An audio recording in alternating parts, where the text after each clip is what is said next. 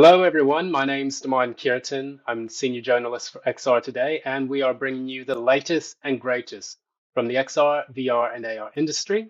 And today we have on a very special guest. We have Mr. Daniel Frith, Vice President of 3D Platform at Avataar and the ex-lead of 3D AR at IKEA. Thank you so much for joining us today. Thank you. Thanks for having me. It's very nice to be here.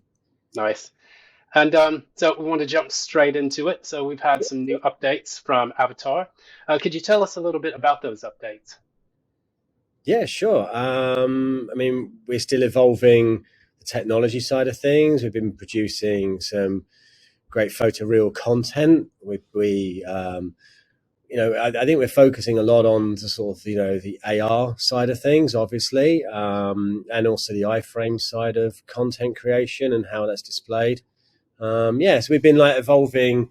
There's a huge need for AR and e-commerce moving from physical to digital, and there's a lot of companies who are desperately trying to become more present in things like the Metaverse, buzzword of how we're interacting in a different way. But yeah, I think what we're doing is we're trying to evolve not just from a content perspective, but also in how we do that, but also from a technology perspective, and how we can create really, platform agnostic solutions and products that people can use. So yeah, it's an exciting time for us. A lot of evolution and development going on. Brilliant. Yeah. And we wanted to get into it a bit further. I wanted to ask you about some of the challenges that you've had to face in creating those solutions. Yeah, sure. I think one of the challenges, I suppose, is that obviously technology in some ways can hold 3D back a little bit, if you see what I mean. So we can evolve 3D content to match technology. So if you take mobile devices, you take CPU, GPU tech in mobile tech, that can, can only build assets to match the quality of that, and then different operating systems. So that can be a real challenge for us, and I suppose, to get into some nitty gritty, then if you take something like a GLB or a USDZ file, they can have different processes, but of course you need USDZ files for Apple devices, you need GLBs for other types of devices, and different browseware. So that can be a challenge. But we're seeing customers challenge with how they go from physical to digital. There's a lot of change management involved in that. There's a lot of evolution of technology. They aren't necessarily prepared to go to this space yet. There's a lot of challenges internally of how we make things efficient, make things work well, produce photoreal content in an efficient way, because they come with big file sizes. How do we find good file sizes so that it's usable on any device, anywhere, even if you've got a bad connection somewhere remote, so that can be a challenge. But as again, customers are also having their own challenges about how they go from physical to digital and stuff like that. So. Great answers. I wanted to ask you actually, because we know that you've had quite a bit of experience with IKEA. What do you think that your expertise and your long career in 3D AR can contribute to Avataar's upscaling and development? Oh, good.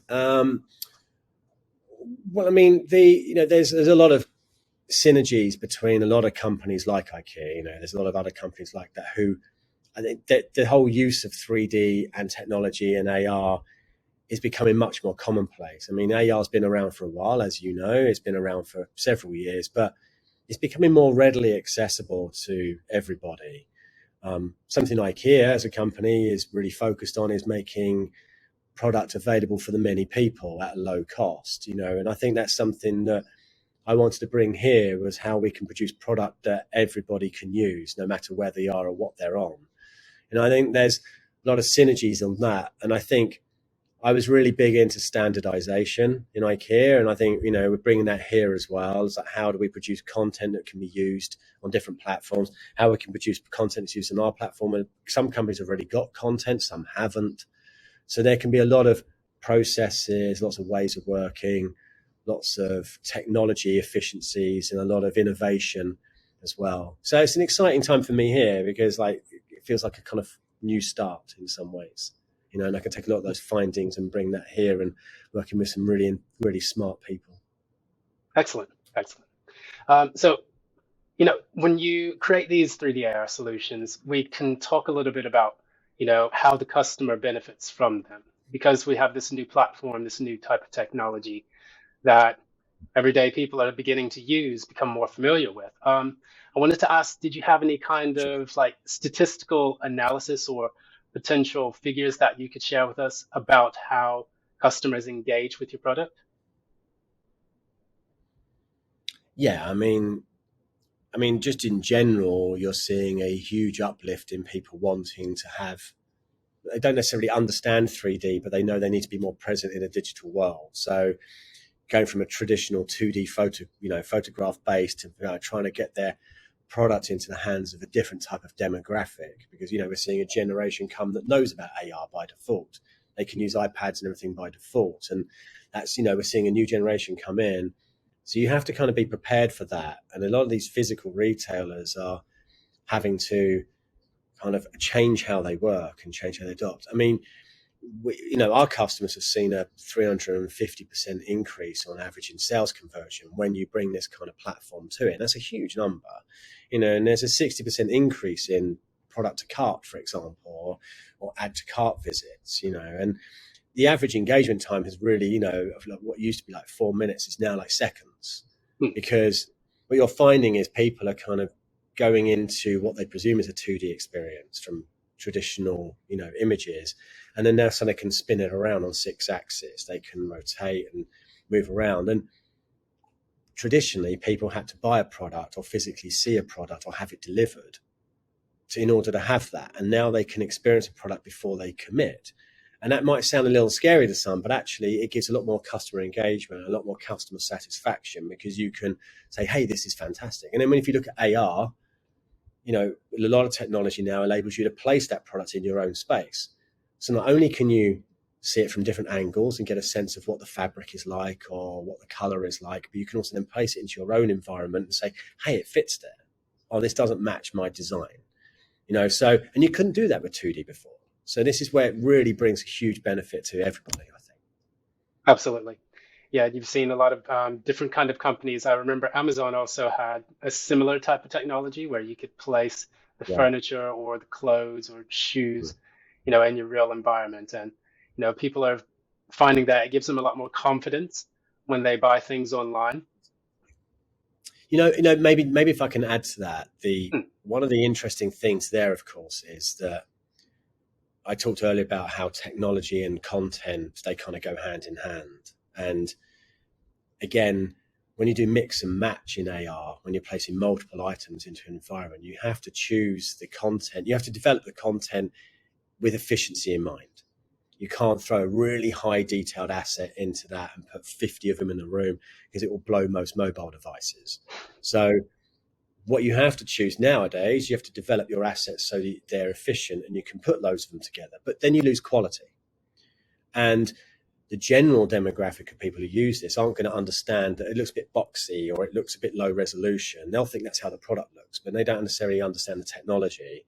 But as we've seen the technology increase and we get bigger files, get bigger RAM sizes, more powerful, GPUs, CUDA processing, whatever in mobile tech, we can push the bar up. And then you'll start to see more and more mix and match that is really photoreal. And also, as the technology evolves as well, you've got to snap things to walls, remove furniture, replace things, and really sort of, rather than just overlaying, which is where we are kind of off most of the times today, we'll be able to take things out and replace, put suggestions in, use AI and machine learning and computer vision to help us process, hey, that looks like that kind of sofa. Here's another one from this provider that's the same size and similar to your design, and that's something that's really evolving and really moving, which is really exciting. Excellent. Wanted to ask, did you have any other things that you wanted to add about maybe Avatar or the direction of the metaverse or, retail in general?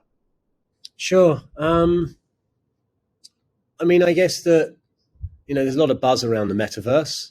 I think it's going to be quite interesting to see how that evolves.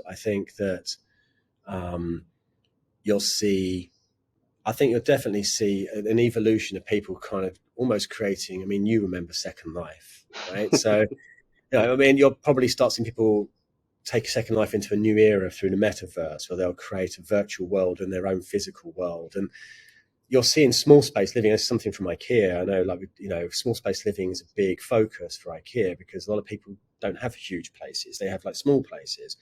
So if you can give them the ability to live in another world, a New York apartment or something like that, through the use of VR or lenswear, that's going to be really interesting to see how that evolves. I think also you'll see mobile tech gradually, sort of more wearable tech coming in. And I think this is something that all technology companies are aware of. So the smart thing is to build your platforms in a sort of agnostic way. So it doesn't matter if it's mobile, bad mobile, a good mobile, or on wearable, reuse of content, reuse of the engine, reuse of the tech. So when that comes around, because I just personal belief that you'll see the mobile phones eventually sort of, being the complement to wearables, and then at some point the wearables will be powerful enough to be wearables without the mobile tech, and then you kind of have that full immersion on a day-to-day basis, and it becomes a complement to your life.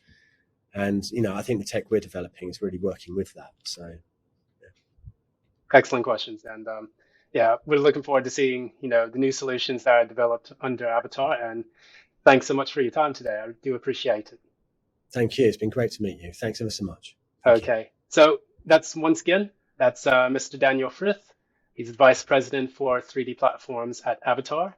And if you guys enjoyed this conversation that we had today, please like, share, and subscribe to our content so that you can always be kept in our loop. So feel free to also spread the word of our conversations from XR Today with the XR News hashtag on Twitter, LinkedIn, and Facebook. Once again, this is Cureton, Senior Journalist for XR Today. Thank you so much for joining us, and have a good one. Thank you.